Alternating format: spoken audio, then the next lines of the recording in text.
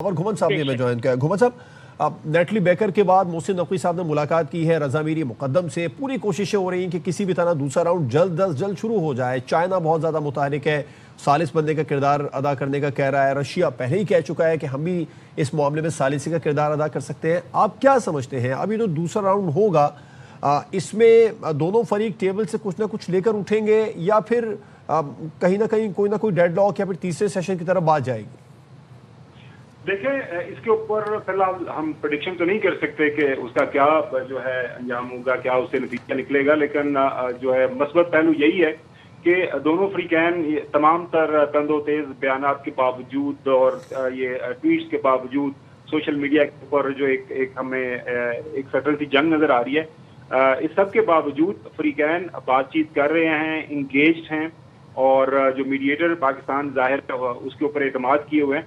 تو یہ اہم چیز یہی ہے کہ بات چیت ہو رہی ہے. بالکل ایک بات جو بھی ہو رہی ہے کہ کیا اس دوسرے راؤنڈ کے بعد کوئی مثبت کوئی نتیجہ خیز عمل ہمارے سامنے آئے گا.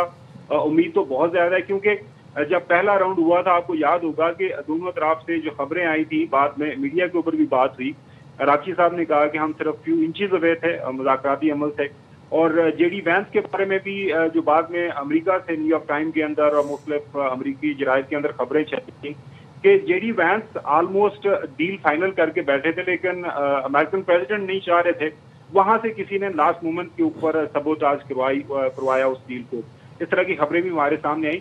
تو امید تو یہی ہے کہ ایونچولی یہ جو مذاکراتی عمل اب دوسرا راؤنڈ ہوگا، اس سے ہمیں کچھ نہ کچھ ایک لارجر فریم ورک، کوئی ایم او یو ٹائپ جو ہمیں ڈاکومنٹ ہمارے سامنے آ جائے گا. امید اچھے کی ہے. اسلام آباد سے ہمیں جتنے اشارے مل رہے ہیں انتظامات کے حوالے سے، سفارتی ذرائع جہاں پہ ہماری بات ہو رہی ہے، تو یقین کریں کسی بھی سائڈ سے کوئی ایک ایسی خبر ہمارے سامنے نہیں آ رہی جس سے ہم یہ اندازہ لگا سکیں کہ ایز اف کہ جی یہ جو مذاکراتی عمل ہے کسی بریک ڈاؤن کی طرف جا رہا ہے. جو ایسی کوئی خبر نہیں ہے. سب سے اہم دیکھیں، ایک تو دو فری کیم ہیں، ایک طرف امریکہ ہے، امریکہ کے انٹرسٹ ہیں، ایک طرف ایران ہے.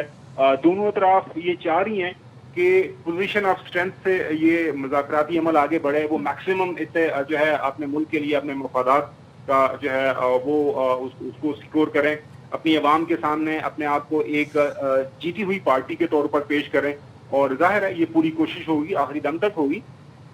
لیکن ایک پہلو جس کے اوپر بات نہیں ہو رہی وہ بہت زیادہ اہمیت کا حامل ہے، جس کی وجہ سے یہ ہم کہہ سکتے ہیں کہ ایسا ہو نہیں سکتا کہ جنگ اس کا خاتمہ نہ ہو. تو پہلو ہے جی سی سی کنٹریز کی تجارت. میں آج ہی پڑھ رہا تھا ایک گیس ہیلیم جس کا نام ہے، جو کہ ایم آر آئی مشینز کے اندر استعمال ہوتی ہے، جو کہ کمپیوٹر جو چپس بنتی ہے اس کے اندر یہ اس کا استعمال ہوتا ہے.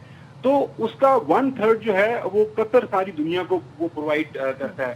اب ظاہر ہے وہ بھی رکی ہوئی ہے. آپ درست فرما رہے ہیں گھمن صاحب، لیکن ایک تیسرا فریق بھی ہے جو پوری طرح کوشش کر رہا ہے کسی بھی طرح سبوتاژ ہو یہ معاملہ.